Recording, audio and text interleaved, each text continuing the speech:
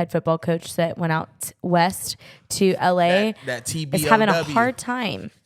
It is a little bit like shocking in a way because of the talent they have on the offensive side of the ball, but you can't win games when you only have an offense. And it gets a little bit tiring for the offense when all you can do is win with the offense. And it's showing. They get beat up on the line of scrimmage. Caleb can't do it all himself. It's really weird to see a Heisman winning talented caliber-like player that is Caleb Williams, who had a hell of a season last year and really has played well himself this year. He's all over our TVs, in the commercials. Let's watch TV. But yeah, I mean, it's just been kind of what the heck is going on. But we all kind of saw it. They don't have a defense. You can't win games without a defense. And he's just struggling. Man, I've seen so many crazy stats on this. I'm going to try to get through them all. But go ahead. Josh Pate said Lincoln Riley at USC is 2-7 versus top 25 teams while allowing an average of 42 points per game. Insane. I think also USC, I think they've given up 10 tackles, 10 missed tackles in every single game since Lincoln Riley has been there. Crazy. It was ranked as like 119th. Also, between, the last coach at USC and then the coach now, or Lincoln Riley, Helton was 20-5, 0 Pac-12 titles, 1 bowl win, 5-5 versus ranked, 1-1 versus Utah, 2-0 versus UCLA, and 1-1 versus Notre Dame. Lincoln Riley is 18-7, and 4 of those losses have came this year. Mm-hmm. So 0 Pac-12 titles. They did play in a game, so you got to give them that. Last year, 0 bowl wins, 2-7 versus ranked, 0-3 versus Utah, and 1-1 versus UCLA. Also 1-1 versus Notre Dame. So that was a coach that they recently replaced him with. You also have Paul Feinbaum, basically, who I can't stand, to be honest, but I really appreciate this. He didn't hold back when discussing Lincoln Riley's 2023 coaching performance. He said, "I don't know if I've seen a worse coaching job by anyone than Lincoln Riley this year. It's a complete disaster, and quite frankly, he's ought to pack up. I don't really see what his path is moving forward. Blamed everything on Alex Grinch. They haven't been any better. They've been worse. Well, maybe, Lincoln, you ought to look in the mirror. Maybe you're just a total fraud as a coach. Maybe you just lived off a couple of Heisman winners. What Oklahoma did for you, all the people in Oklahoma who were heartbroken 2 years ago, who never thought they'd get over that blow-off, they're over it now. Lincoln Riley is nowhere near the coach that we all collectively tried to make him out to be. Have you ever seen a college season ruin more than what Lincoln Riley did for Caleb Williams? I said this a year ago, that I thought it was really a shame that Bryce Young had such a terrible final year. He lost 2 games. I mean, you have a generational quarterback and you finished 7-5. Woo.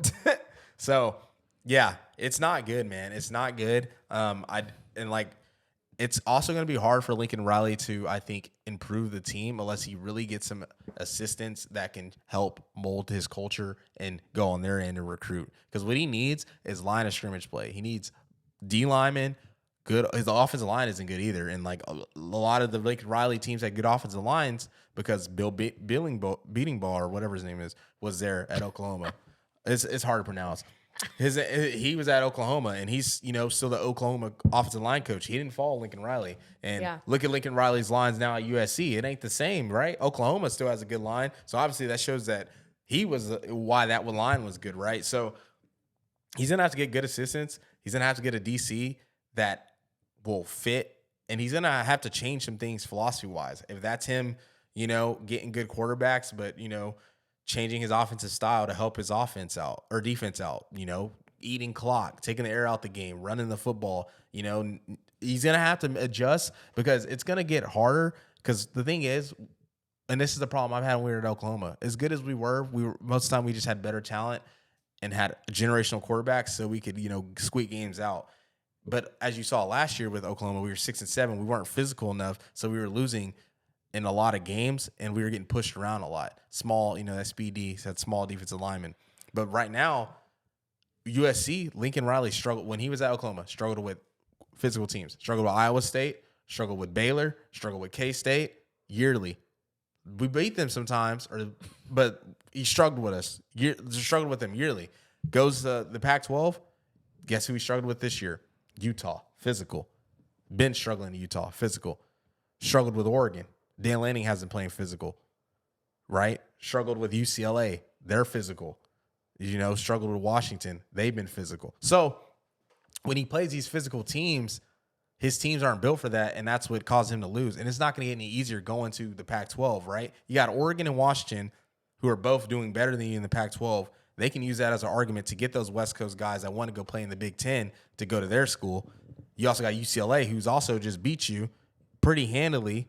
They're going to the Big Ten. And now you got to go compete with Penn State, Ohio State, Michigan, and then all the other teams in the Big Ten, west of we don't even know what the under conference over there, the other under division, right? You got those teams. Granted, they might not score points, but they're physical. So that and he's got to adjust. He's going to be playing in cold weather. They're not going to be in California all the time or on the West Coast. So yeah, it's not looking good for him. I mean, it's USC though. You should not have trouble obtaining this kind of physical mentality and toughness, and he's just not doing it. And again, it's his second year. So in a way, like if you're going to give all these other coaches some grace, should give it to him too.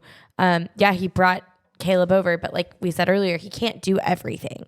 So I guess it's just kind of the type of thing where will he stay long enough to make the adjustments and be the coach he showed us he was at Oklahoma, or was it just because he got everyone that kind of got handed over to him by default because it was Oklahoma? Yep. So I guess we'll see. I don't really care about him, to be honest.